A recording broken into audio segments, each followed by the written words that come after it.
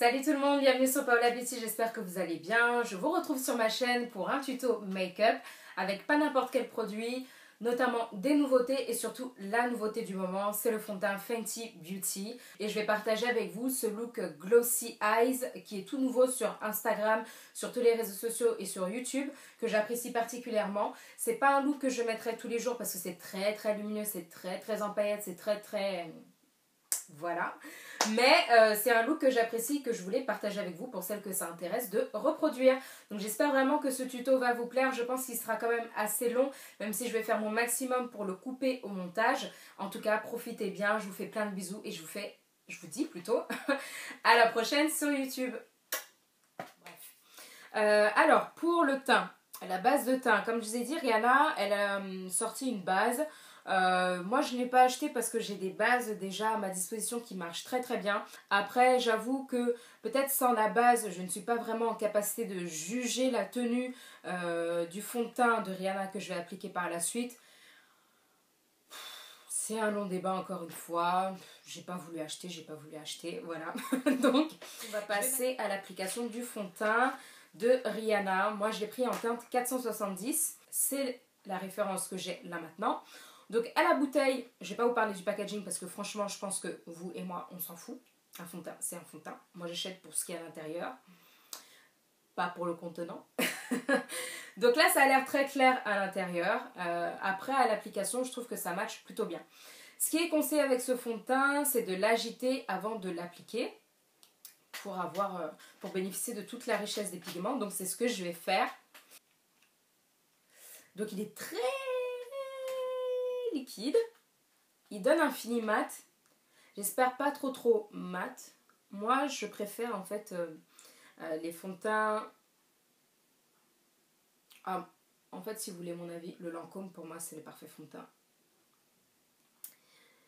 Il donne un effet mat mais pas sec, et mat et sec je suis pas très fan. Donc là quand vous voyez comme ça fait très clair.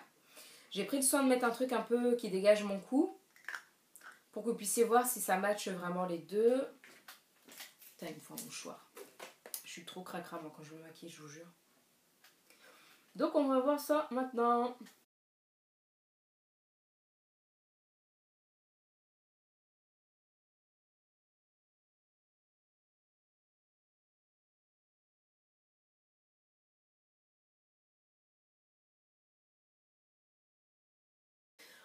J'aime bien. La teinte de ce fond de teint, comme j'ai dit, c'est 470, mais il est considéré comme neutre. Mais pour un fond de teint neutre, quand même, il tire quand même beaucoup sur des sous-tons rouges. Donc bon, on va pas condamner Rihanna pour ça. Ce qu'elle nous a proposé, c'est vraiment pas mal. Pour quelqu'un qui doit chanter, qui est censé chanter, parce que... Je vais pas rentrer dans le débat, mais pour moi, Rihanna, c'est pas une chanteuse. Ma foi, on écoute tous sa musique. Ma foi, on danse tous dessus, moi la première, mais bon. Hein? Voilà. Pour vraiment pour ce qu'elle a fait, franchement, il est parfait, le fond de teint. Je suis satisfaite de mon achat. Et puis niveau rapport qualité-prix, la qualité, je peux que la juger instantanément. Je peux pas la juger sur la durée. Il faudrait que je l'applique un peu plus de manière quotidienne pour vraiment attester qu'il est de qualité. Mais là, déjà, au premier abord, si je peux avoir un jugement hâtif, niveau qualité-prix, je trouve ça vraiment bien. Niveau packaging, niveau couleur...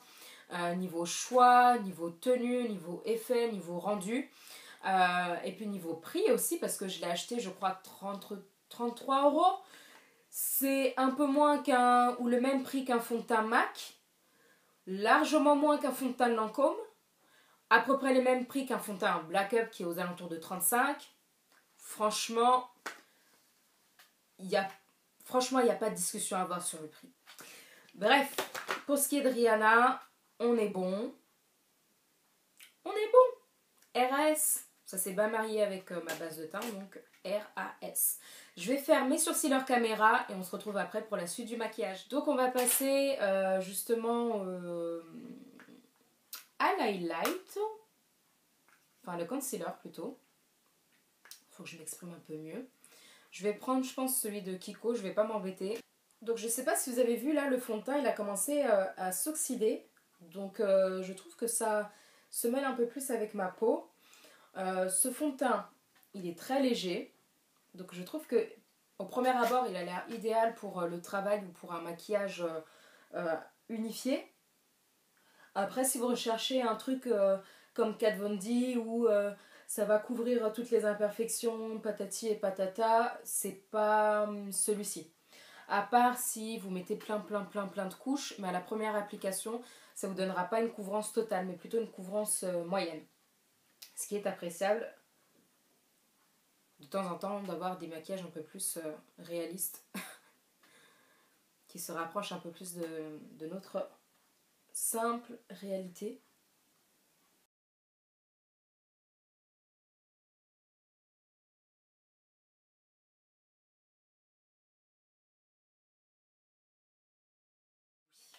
On va passer à l'highlighter. On va prendre 2 minutes les filles. 2 minutes. Souffrez un peu que je parle de l'highlighter. S'il vous plaît. Je vous mets la photo quelque part par ici sur la vidéo. Comme ça, on pourra bien parler, vous saurez de quoi je parle. Ce Trophy Wife en question, je vous jure, moi là, je peux pas. Je ne suis pas fan. Pas que je suis contre le succès de Rihanna, mais cet highlighter, il faut vraiment qu'on s'asseye un peu là et qu'on me dise comment le mettre. Parce que sérieusement, non mais sérieusement, l'highlighter, je l'ai regardé maintes et maintes fois sur YouTube, sur le site de Rihanna, sur Instagram, mais je l'ai même switché en magasin. Je me suis dit, peut-être Paola, c'est toi qui es trop dur. Je l'ai même switché en magasin. Je l'ai regardé, je l'ai switché, appliqué, etc. Le truc, c'est des paillettes. Soyons sérieux, c'est des paillettes jaunes, vertes. Ou jaune irisé tirant vers le vert. Je sais pas, mais la couleur déjà ne m'inspire pas. Enfin, pour moi, c'est pas un truc sur lequel il faut absolument investir. Je viendrai jamais ici sur ma chaîne faire la propagande de choses juste pour dire que j'ai acheté la gamme de A à Z, que je suis en capacité de faire de bonnes revues, parce que je veux plus de vues, etc., etc. Si je sais que le truc là, je vais l'acheter juste pour la vidéo et après il va pourrir dans un placard et entre-temps, c'est moi qui aurais déversé 30 € de ma poche. Non. Non, non, non. Hors de question pour moi que je l'achète, même pour une revue, le mettre, en faire la publicité et après le rembourser derrière. Non, c'est malhonnête, c'est malhonnête. Je sais pas, hein, mais moi je trouve ça malhonnête d'acheter un truc pour acheter un truc ou juste pour dire on va tester, on va voir, alors que je suis carrément pas fan de l'highlighter en question parce que la couleur et la pigmentation et la matière pailletée comme ça, je suis pas fan. J'ai vu beaucoup l'appliquer, elles l'ont mis et ça faisait comme un paquet. Le truc, il est inestompable, il est hyper pigmenté, donc rien qu'une petite couche, ça reste. Enfin, à un moment donné, quoi, on est déjà dans un maquillage très fort avec le contouring, etc., etc. L'highlighter est rentré en jeu. Il était quand même difficile à accepter pour les Françaises, je trouve, de manière générale. Maintenant que certaines sont un peu plus à l'aise avec ce type de maquillage, on veut pousser le bouchon un peu plus loin. Les Américaines sont prêtes, mais nous, on n'est pas prêts. En tout cas, moi, je suis pas prête. Je suis pas prête avec ce type d'highlighter-là. Je suis pas prête, il fait pas du tout naturel. Un highlighter, normalement, c'est censé rehausser le glow naturel que nous avons tous sur nos peaux dès que la lumière tape sur des points, des zones stratégiques. Moi, j'appelle ça des zones stratégiques sur le visage. Donc le haut de la pommette, généralement la tempe, ou la pointe du nez, l'arête du nez, le front, parfois le menton pour certaines. Mais voilà, c'est censé rehausser l'éclat naturel. Mais là, on rehausse avec des sous-tons jaunes, verts pour aller où? Alors, c'est bien pour des maquillages dramatiques. C'est bien pour aller en boîte. C'est bien pour faire des photos. Mais pour du tous les jours, ça ne sera jamais moi qui vais vous le conseiller. Et ça ne sera pas moi qui vais l'acheter pour le montrer ici sur ma chaîne. Parce que je n'en suis pas fan. Donc moi, en highlighter, j'utilise celui de Ben Nye. Celui-ci, il y en a des très bons partout. Vous en avez chez Anastasia Beverly Hills, vous en avez chez Ben Nye comme j'ai, vous avez chez Becca Cosmetics, vous avez chez Kiko et vous avez chez Sleek surtout. Vous savez, le kit contouring kit de chez Sleek, il est parfait. Donc investissez d'abord dans ça si vous n'avez pas d'highlighter avant d'acheter celui de Rihanna. Ça y est, j'ai appliqué les fossiles de chez Huda Beauty, donc pour moi c'est la référence Samantha. Donc c'est la référence 7.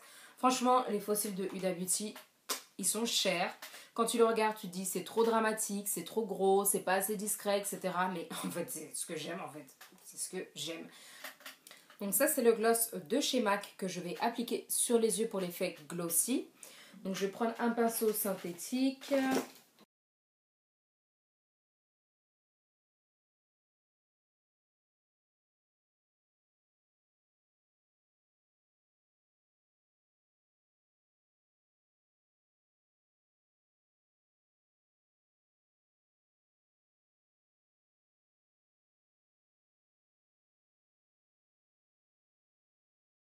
partout. Hein. Donc ça c'est le gloss de Rihanna. Ils sont très très bons. Comme le bonbon.